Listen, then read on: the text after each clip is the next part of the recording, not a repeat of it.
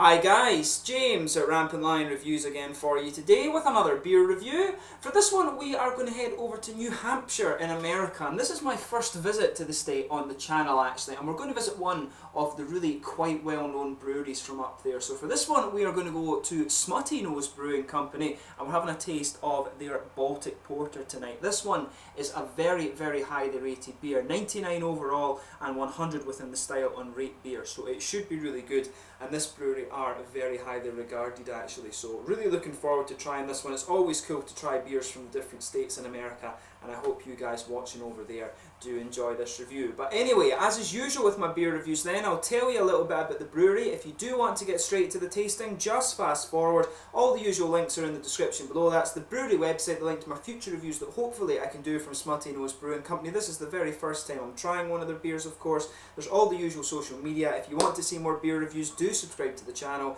The whole channel has a geography-based tagging system, so you can go into the homepage and search for beer based on country, city or state, whatever you're interested in. And as always, please do get in touch and let me know some of the other beers and breweries you guys would like to see me review, especially if you're watching from New Hampshire and New England, because I've not reviewed too many beers from that part of the states, but your support and your input to the channel is hugely appreciated. So anyway, to tell you a little bit about Smuttynose Brewing Company. So these guys were founded back in 1994 in Portsmouth, New Hampshire by Peter Eggleston and his sister Janet. So with their partners Coralie Drew and Mark Metzger, they had previously been involved in the founding of the Hampton brewery in Massachusetts back in 1987, which today is actually the oldest brew pub in New England, and also they've been involved in the foundation of the Portsmouth brewery in 1991, which was New Hampshire's first brew pub. In 1992, however, Peter and Janet bought out the Metzgers, and the following year Peter actually attended the bankruptcy auction of the Frank Jones Brewing Company, and this was where he bought the assets of this brewery,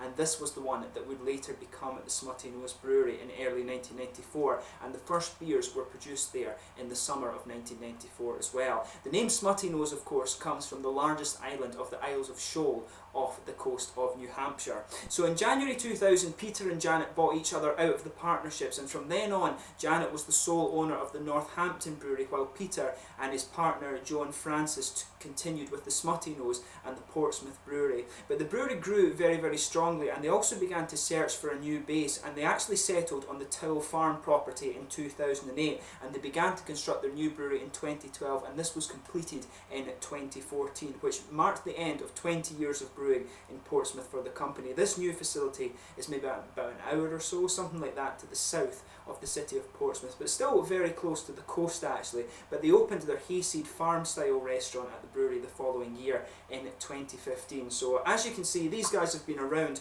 for quite a little while. It's over 20 years now, 23 years nearly, that these guys have been on the go. They've got quite a good list of beers as well. So in their core range, they've got the really old brown dog, this one here, the Baltic Porter, the Big A IPA, the Finest Kind IPA, the Old Brown Dog, the Robust Porter, and also the Shoals Pale Ale, which was one of their very first beers. They also have a few other ranges as well. They've got, in addition to the seasonals, they've got the big beer range, and this is where they produce the things such as the Trip Ales, the Scotch Ales, Imperial Stouts, barley wines, wheat wines, and a whole host of other things. And they also have their Smut Labs beer, which are the experimental and small batch beers. They started brewing that series back in 2007, and apparently those are really quite good. But as I say, Smuttynose are quite well regarded. This beer in particular is very highly rated. So that's enough about the brewery just now. If you want to read more about it for yourself, do check out the link in the video description below. But we'll get on and try this beer for ourselves now. As I said, very highly rated, 99 overall on Rate Beer and 100 within the style. So I'll just let you have a little quick look at the artwork on this one before we open up. Let me bring up the camera. There we are. As you can see, it's got the angel there. I'm not sure if that's meant to be like Gabriel or something like that. I'm not too up on my kind of sort of Christianity sort of thing. I'm not sure if that's meant to be the angel Gabriel or something like that. It does look kind of like it actually. There you can see on the top of the bottle the Smuttynose symbol, which of course is the seal. You see those around quite a lot actually on the coast of New England, and you can see the bottle cap as well. Make mine a smutty, it says. I'm not sure how well you can see that with the light. Maybe back here you can see it a little bit better. There's the seal.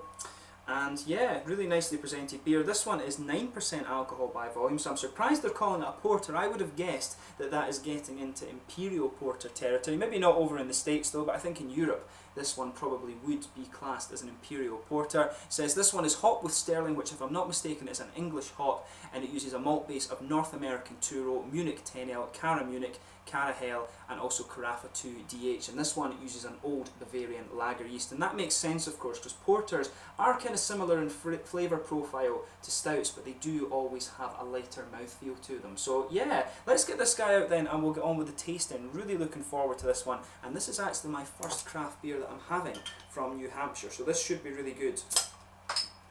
So a nice smoky opening on this one then, and we'll get it out and into the glass. And I tell you something, when you pour this, the aromas that just hit you, there's a little bit of red fruit, almost kind of figgy, but you get a lot of nice kind of sweet chocolate coming out of this one.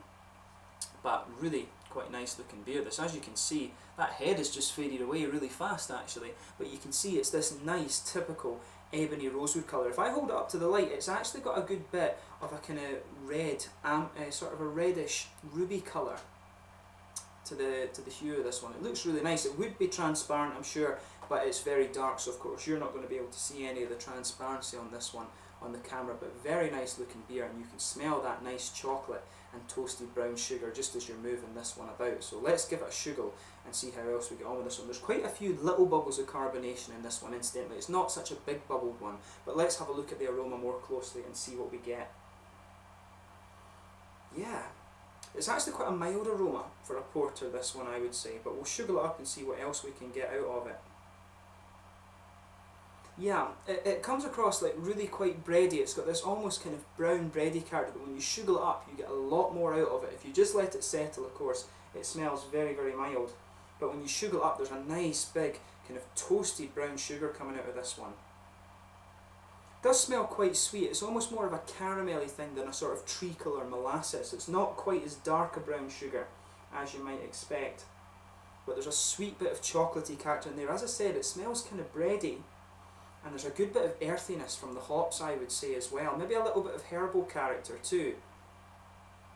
But I'm not getting so much in the way of kind of black malt or roasted coffee or any of that sort of thing that you can sometimes get from the porters. This one smells distinctively more sweet than some of the other ones I've come across before. But yeah, really nice smelling beer, this one. As I say, it really leans more towards that sweet side of things. You can smell a little bit of a red kind of fruity ester off this one as well. There's a sort of almost a candied red fruit ester. I always describe it as being a similar kind of aroma to the one that you get from the little heart-shaped sweets in the Haribo Star Mix. It really reminds me of that a little bit, but as I say, a distinctively sweet Baltic Porter, nice chocolate, some toasted brown sugars, really leaning more towards the caramel than the treacle and molasses, and a bit of a kind of brown bready character in there as well. But overall, it does smell really quite nice. So yeah, just take a little bit of time and enjoy the aroma of this one before you get stuck into it. But we're going to have a go with this beer now. Incidentally, this one is one of the top Baltic porters in the world actually. It's in the top 10 on Rate Beer and Beer Advocate if I'm not mistaken.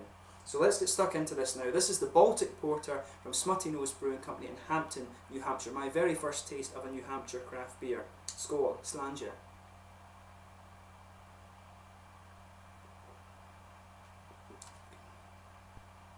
Oh yeah, that's really nice actually. And you tell you something, it's at 9%, you can't really feel the alcohol in this one. So that makes it a little bit dangerous of course, but it's really good.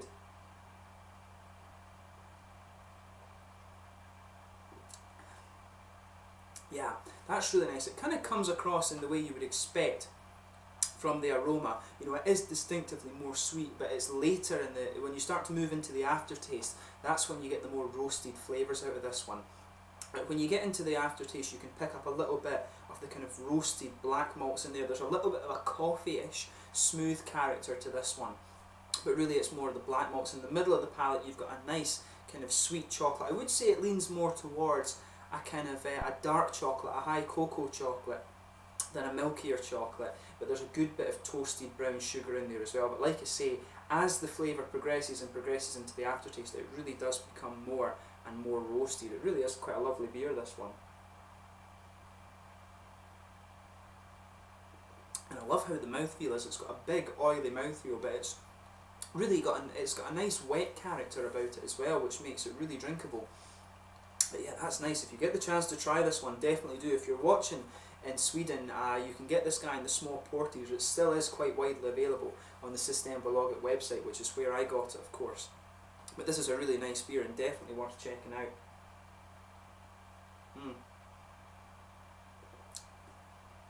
That's really good. So yeah, as I say, the middle of the palate is really smooth. You've got that black malty base to it, which starts to push its way out as you move later into the aftertaste. A little bit of coffee there, some sweet chocolate, maybe leaning more towards a bit of a darker chocolate, but you can detect some of the milkier elements in there too, and there's a kind of toasted sweet caramel flavour to this one. At the back corners of the palate, you've got a good earthy character. There is a good bit of bitterness in the back corners, and the kind of coffee and roasted black malt flavours that come out of this, they build a good bridge between both the malty side of things and the hoppy side of things. As you come further forward on the side of your palate, you get a nice sort of smoother earthy element to this beer. There's maybe a little bit of a herbal character to it, and for me, around the front curve of the palate, there's maybe just a little bit of grassiness to it. And again, if I'm remembering correctly, like I said, Sterling is an English hop, and the English hops are always distinctively earthy, but they have a little bit of grassiness about them, and you can pick up a little bit of that around the front curve of your palate there, but that's very minimal. The hoppy side really is dominated by the earthy and almost slightly herbal characteristics that are in there. If you just go behind the front curve of the tongue as well, you can pick out that little oily bubble, which is where the fruity esters are going to come out of the beer.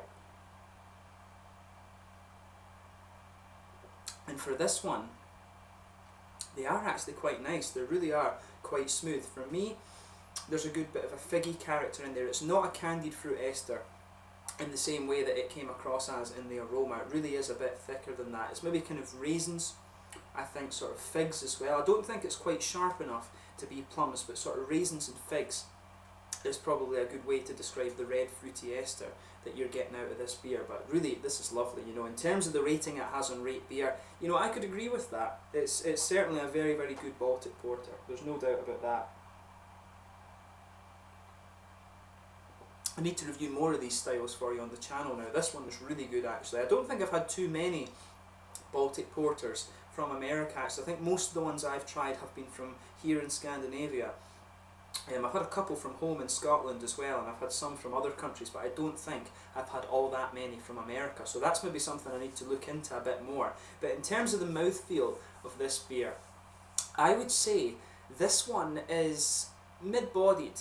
It is kind of mid-bodied. It feels a little bit more syrupy than some of the porters I've come across before, but for me, it suits it quite well. Usually an Imperial Stout is a big, kind of creamy, oily beer. This one does have quite a wet mouthfeel, but at the same time, it really is quite oily. They've kind of captured exactly what a Baltic porter should really be, in my opinion. They've got it kind of bang on. So you've got a nice kind of roasty, bitter aspect to the malt base on this one. As I said, that comes out more in the aftertaste, but you've also got this really nice kind of sweet characteristic from the brown sugars and the chocolate in this one as well. So you've got a nice balance on the malt base. The hoppy side of things is smooth to some degree, but it's got a good bit of bitterness, and there's a good bridge between those two aspects of the flavour, and you've got a nice little bit of juicy character as well. There is perhaps a little bit of alcohol warmth to this one, but for 9%, it really is quite drinkable. And that was, like I was saying, I would guess if this beer was produced in Sweden or in Europe, it would probably be called an Imperial Porter rather than just simply a porter. So that's one thing just to think about with this beer, but I mean, you can talk about styles all day. The point is that it's a very good beer, and if you get the chance to try it, I do highly recommend that you have a look at this. You know, if you like these big roasty beers, this one is kind of perfect for enjoying with a bit of chocolate cake, or you know, a nice kind of vanilla ice cream and chocolate sauce or something like that. This is definitely a dessert beer. It's not one you session, it's one that you try and kind of enjoy for the depth of flavour that it has. But yeah, really, really good beer, this one. On the basis of this beer, I certainly wouldn't hesitate to drink more of the Smuttynose beer, so hopefully more of them start to appear in Sweden at some time soon, and I can review them for you. So yeah, so I hope you've enjoyed this beer review. As always, thank you for watching. Do let me know your own thoughts on this beer in the comment section below. Let me know your favourites from this brewery, as well as some other New Hampshire and New England breweries that I should check out as well. Like I said, I've not reviewed too many beers from that part of America. Mainly it's Colorado and it's Colorado, Michigan and California that we get over here actually in terms of American beer. So do let me know some other New England beers. This one was a cracker. If you get the chance to try some of the Smuttynose beers, the brewery are very highly regarded, and I can say this beer is pretty damn good as well. So if you enjoy a nice kind of Baltic porter beer, dessert beer, this is one that you definitely want to check out. So yeah, thank you again for watching. Until the next time, please like, subscribe, share, all the usual YouTube stuff. Do let me know your own thoughts on this beer in the comment section below. Make sure you check out my social media, support your local craft breweries, and if you get the chance, try the Baltic porter from Smuttynose Brewing Company over in New Hampshire in America. Until the next time, it's Slangy just now, and I'll catch you guys very soon. Cheers.